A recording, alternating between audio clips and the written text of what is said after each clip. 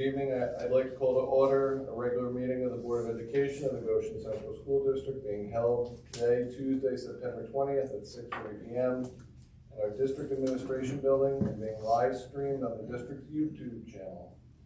To open the meeting, I'd like to ask for a temporary nomination in the absence of our President and Vice President to chair this evening's meeting.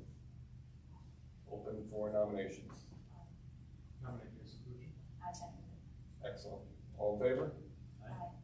Mr. Pucci, I'll turn the meeting over to you, sir. You're the president. You get to decide. I'll start right here. I don't want to step on anybody's toes. Next on the agenda is the Pledge of Allegiance and a moment of meditation. I pledge allegiance To the flag of the United States of America and to the republic for which it stands, one nation, under God, indivisible, with liberty and justice for all.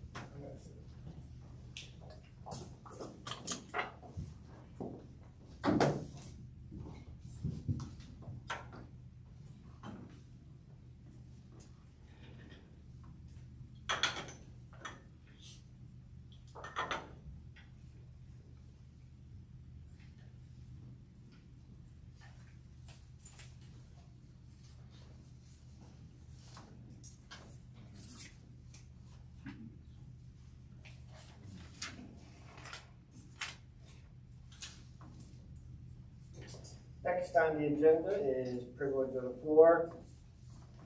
Before we reach privilege of the floor, we read our policy number 3225, which reads as follows. Persons wishing to speak should first be recognized by the president, then identify themselves. Any group or organization wishing to address the board must identify a single spokesperson. Comments shall be brief and concise, generally not exceeding 2 minutes in length per speaker, which may be extended at the discretion of the board president. Speakers may comment on matters related to district business only. The board will not permit in public session discussions involving individual district personnel or students. Persons wishing to discuss matters involving individual district personnel or students should present their comments or concerns to the superintendent during regular business hours. All speakers are to conduct themselves in a civil manner. Obscene language, libelous statements, threats of violence, statements advocating racial, religious, or other forms of prejudice will not be tolerated.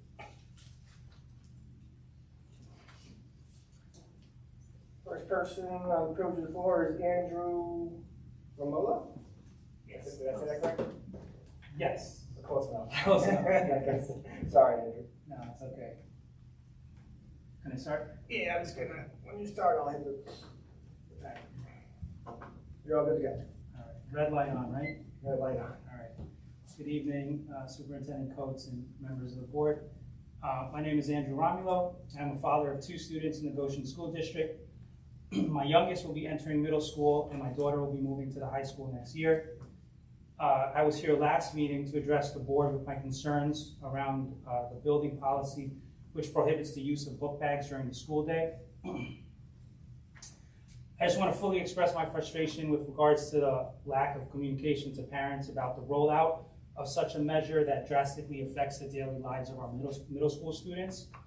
To tell the students that this is something they must contend with, in my opinion, is unreasonable. I see the effects threefold. First, safety. Second, mental health. Third, affecting the equity of our students in the district. From a safety standpoint, you know, a simple drop of a book, device, or an object in the hallway or stairwell can lead to a safety hazard. I'm also aware that there's a bit of a congestion issue at the lockers. You know, as far as mental health goes, not being able to conceal personal effects like hygienic products or otherwise can open doors to situations that can cause embarrassment. adding unnecessary mental stress, particularly in this age group.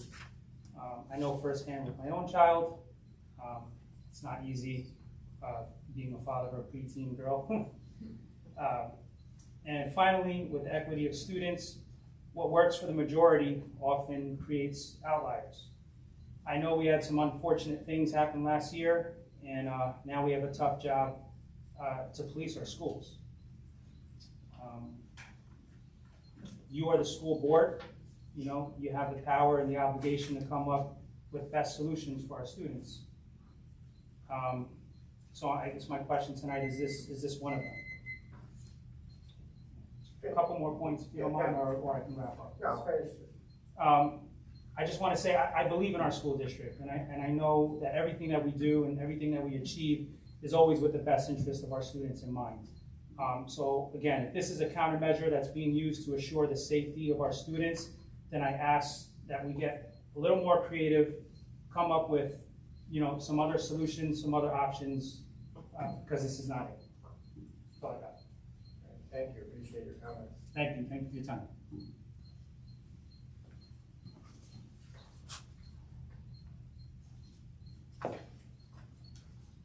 Have a good follow-up on this. So we'll just come again. Okay. And we'll just report back to the board. Thank you, appreciate it.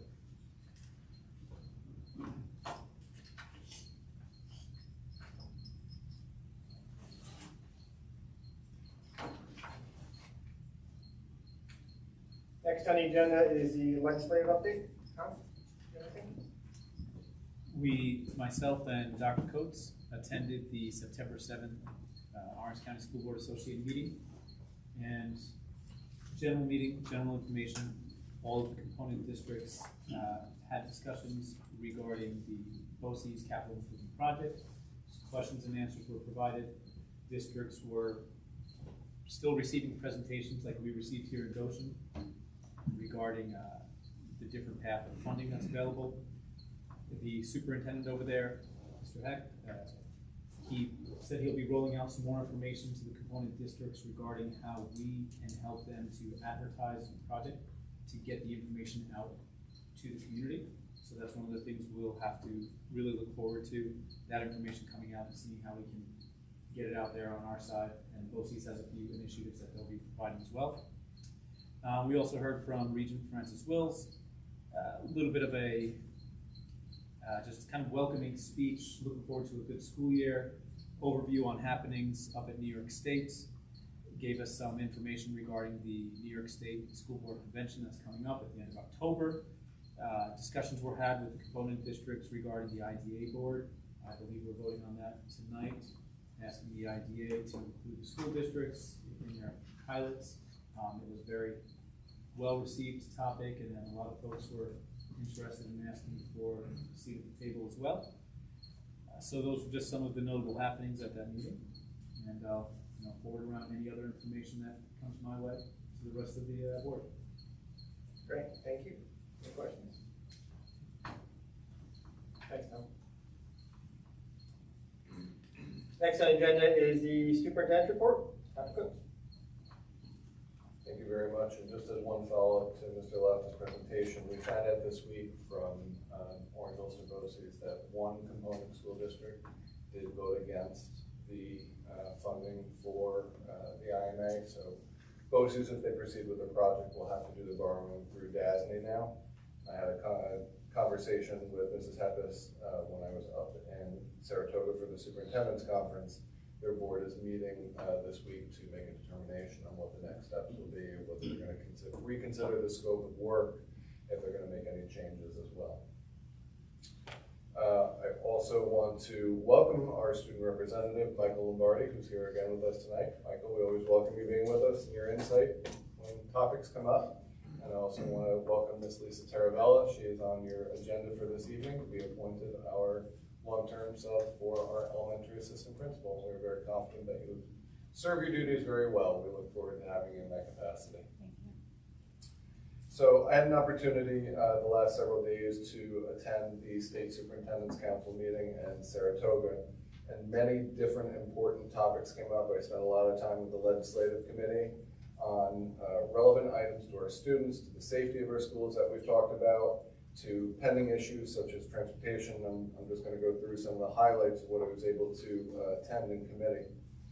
So in the curriculum and instruction side, as we may have heard, it's been out in the newspaper, the state has convened a Blue Ribbon Commission to look at graduation outcomes for students that they anticipate meeting for about a year and a half with stakeholder committees around the state. They are debating what the future of graduation requirements will be for students. There's a lot of conversation on what the future of Regents exams should be, performance-based assessments, how do we incorporate students that may be pursuing a CTE pathway. The big question that really came out of conversation in that committee that is a good leaping off point is really, what do we want assessment to tell us? A Regents exam, as we know, it's a snapshot in time at one particular moment for that student at an individual moment. So those of us that have been around education for a while now, if you think back to Commissioner Mills, this sounds very similar to going back to the whole concept of portfolio assessment. They keep having this conversation of multiple measures for students having to demonstrate what they are proficient in for graduation, and it sounds like we're headed back in that direction. Nevertheless, the Blue Ribbon Commission will meet for about a year and a half. They will make a recommendation to the Board of Regents. The Board of Regents will make a recommendation to the Commissioner for ultimate adoption for any changes that may be forthcoming. Senator Shelley Mayer, who is the New York State Senator from downstate, I believe she's the 39th Senate District, but she is the chair of the Senate Education Committee for New York State, came and spoke at length about a new red flag law that she is anticipating that she will be introducing. She's up for election this year. She did admit that, but pending that she wins her seat again and is back on as chair of the Senate Education Committee, that she intends to introduce to the Senate. What she highlighted, she's been hearing from school districts all through New York State on threat-based issues and the lack of their ability to have any authority, if you will, in what the outcomes of those matters look like. So she will be looking for some expanded ERPO abilities for school officials or any designee if there's a threat against any part of the school, a student, a staff member, any threat towards the school, that any school official, including a teacher, an aide, a principal, will be able to file an ERPO. She's looking for, right now, when there is a school disciplinary matter that perhaps reaches to the extent of a superintendent's hearing, counseling cannot be mandated as part of that settlement agreement for a child to return to school. She is looking right now to try to add mandated counseling or psychiatric treatment, depending on the nature of the concern. When there is something in terms of a threat to school, she's looking for very specific return criteria, make sure that student gets the services that they need, make sure that they're educated, but has a safe return back to the regular setting. She listed a whole bunch of other things related to the same topics related to this, but at the same time, she admitted, I have to get through my election, but she anticipates if she wins her seat that she will introduce this law in November. Obviously very relevant to all of us. I was actually surprised how many superintendents talked about the number of online threats that they're dealing with, things that are happening in their schools, and how difficult it is right now because of the changes that have happened recently in New York State in terms of their ability to keep their schools safe. And it's a real concern around New York State. And it was reassuring to know that the chair of the Senate Education Committee is realizing that and is willing to take a stand on that. There was some very good conversation also on the phase-in of the electric bus situation for New York State. It seems as though the governor is shifting the responsibility over to NYSERDA, the New York State Energy Research and Development Authority, essentially to establish the blueprint. What is this going to look like? What is the phase-in going to look like? So in discussion in committee, a lot of the conversation focused on, let's stop trying to push back on this and tell all the reasons why it's not going to work, and rather articulate what are our hurdles as a district going to be. And as we started to discuss those issues in committee, large districts, small districts, there was a lot of commonality. Access to power, lack of time, if you will, to be able to update your facility. The weight of some of these school buses when you're traveling on rural roads and smaller bridges, that was something that came up. The cost factor right now when they're looking at buses, some of these buses are 2 and 3 times the cost of a regular school bus right now. The only way that this is going to be able to change is obviously through a statutory change through the law. This was codified into the governor's last budget approval. So anything that we want to take a position on as a district in terms of encouraging some statutory change, we would have to consider both as a board and administration any petition we want to make to the state. There is conversation of a waiver process depending on where you would stand with phase-in, but a lot of this is very preliminary. But there was an acknowledgement, especially with some of the bigger schools, Arlington and Wappingers, Monroe on this side of the river. Some of them have 7,000 to 10,000 students. They cover 100 to 120 square miles. So there's some real concern. Wappingers has 3 transportation centers in their district. He said this could upwards cost me close to $50 to $70 million just in facilities. So there's some real concerns out there. We also had some conversation on foundation aid, which is very near and dear to our hearts. So Senator Mayer anticipates, as was promised under the governor's last budget, for those districts that were underfunded based on the current foundation aid for the 3-year phase-in, next year would be the last 50%, if you will, because they did 50% of what you're underfunded, the next 50%, so they cut it in half. Now they're anticipating that last 50% being funded in the 23-24 budget. She does not see any concern at this time. She talked about state tax revenue actually being ahead of projections right now. But the biggest concern now is what do we do about the foundation aid formula? When you look at rural and upstate school districts, now there's some concern about whether or not the current foundation aid formula addresses the needs of those districts. Fully admitted that if there is any manipulation of the formula or if there's any legislative change to the formula, all that it is going to precipitate is pitting one region against another. They fully admit that, but there is real concern on whether or not the way the current foundation aid is written, it's dealing with demographic and population data from 20 years ago. Does it address changes in socioeconomic status of different areas? We know different parts of the state have changed dramatically over the last 20 years. So there is the potential that within the next year or so, there's going to be conversation on if we change this, how is it going to be changed and how might we do it in an equitable fashion so that schools still have the resources that they need. We didn't just shift and fully fund the formula, but now, we're going to take it back. We're going to take it away and give it to somebody else. So it's something that we're going to have to watch very carefully. And knock on wood, our next fiscal year should keep some stability to the district, but pending any change, we're going to have to watch what any potential changes may be coming down the pike for the foundation aid formula. Always a good session to be able to attend the state legislative conference. It was a lot fast and furious. We listened to the commissioner speak this morning on things like teacher certification, on recruitment. There was conversation that in some of the teacher prep programs and the administrative prep programs, they're seeing less than 50% enrollment than they saw about 5 years ago. There was conversation about trying to go to other states. They can't just keep stealing. They have to look for ways to try to make the profession attractive again. We're seeing a mass exodus out of education, and we have to look for ways to encourage people to come back again. So there's a lot of information, but I always appreciate the ability to attend this conference and bring this information back to you.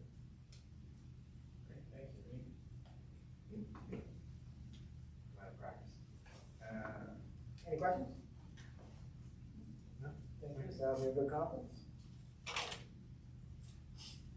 Next on the agenda is the Assistant Superintendent for Business report. Thank you. Tonight, we do not have any financial reports in your board packets. They will be on the October 3rd board meeting. We're busy working on the final audit report, and the external auditor will be here for an audit committee meeting on October 3rd, also before the board meeting, and we will have the presentation of the audit for the board on the same night. That's all I have. Great. Thank you. Any questions? Next on the agenda is the Assistant Superintendent for Curriculum, Instruction, Personnel, and Technology. Jason? Good evening, everyone. Thank you, Mr. Pucci. Just a brief update. Over the last 2 weeks, we've had our parent orientations and our academic intervention services orientations at Goshen Intermediate School and C.J. Hooker Middle School. And now, moving forward over the next 2 weeks, we will have the same at Goshen High School and Scotstown Avenue schools. I just want to say thank you to our administrative team and our faculty and staff. It's a big night, a busy night, but we're certainly appreciative. Moving forward, on the 22nd of September at Goshen High School, we have an ambiance workshop for parents beginning at 6 p.m. And also at Goshen High School on the 28th at 7 p.m., we have a financial aid night. So we encourage everyone and anyone that can attend, the students about to enter college, please get all the information you can. You know, that's a difficult task at times, and hopefully our guidance crew will help out greatly. And that is it for me this evening. Thank you. Thank you. Any questions? Thank you. Next on the agenda is the consent agenda. Need a motion? Shannon? Brett? Be resolved upon the recommendation of the Superintendent of Schools, the Board of Education approves the consent agenda as presented. All in favor? Opposed? Congratulations. Congratulations. Good luck. Old business. We do have old business tonight. We have action one. Your office talked about this a little bit. The letter to the IDA. I need a motion. Shannon? Tom?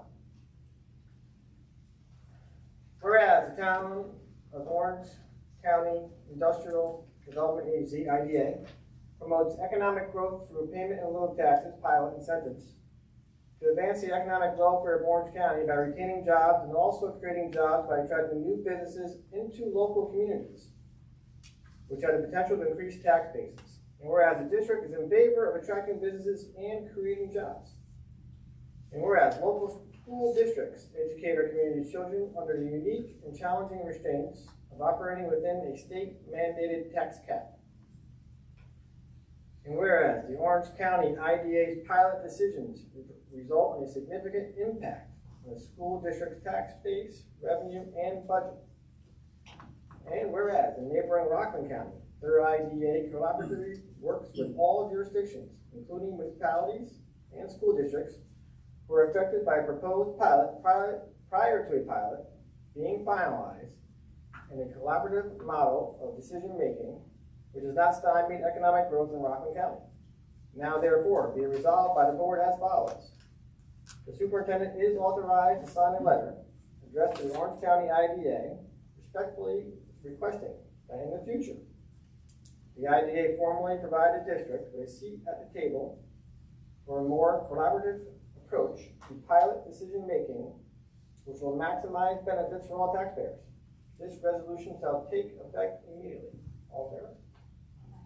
Opposed? We move to new business, 11.1. I need a motion to approve the minutes for September 6th, 2022. Right? Shannon. Be resolved upon the recommendation of the Superintendent of Schools, Board of Education approves the minutes for September 6th, 2022, regular board meeting. All in favor? Opposed? 11.2. Lorraine mentioned this. There's going to be a audit committee meeting before the next meeting. So we need to schedule that. I need a motion. Shannon, Tom?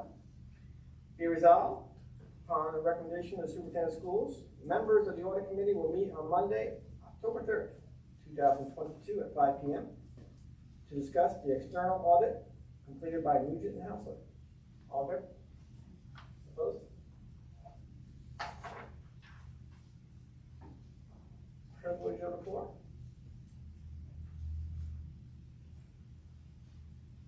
Board member issues.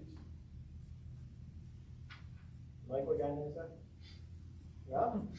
You got to calm down a little bit over there.